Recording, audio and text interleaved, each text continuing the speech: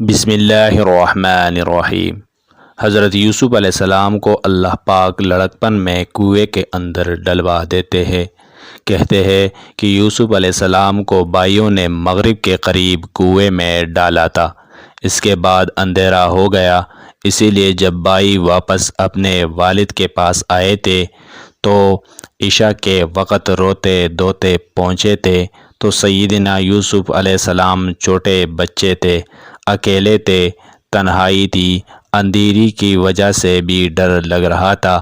کہتے ہیں کہ جب سحری کا وقت ہوا اور تھوڑی تھوڑی روشنی آنے لگی تو حضرت یوسف علیہ السلام کو امید نظر آئی کہ اندھیرا ختم ہو جائے گا اور میرے بھی کنویں سے نکلنے کا ذریعہ بن جائے گا۔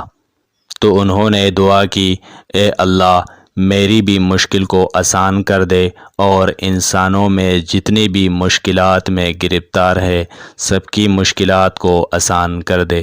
اللہ نے یوسف علیہ السلام کی دعا کو اسی طرح قبول کیا کہ بیمار آدمی ہو تو تہجد کے وقت اس کی بیماری کا لیول کم ہو جاتا ہے، اگر پریشان بندہ ہو تہجد کے وقت پریشانی کم ہو جاتی ہے، غم کم ہو جاتے ہیں۔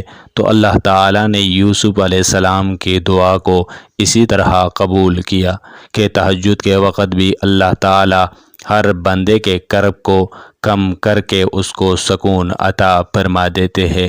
اللہ تعالیٰ کی عظمتوں کو دیکھیے اور اس کے سامنے جھک جائیے۔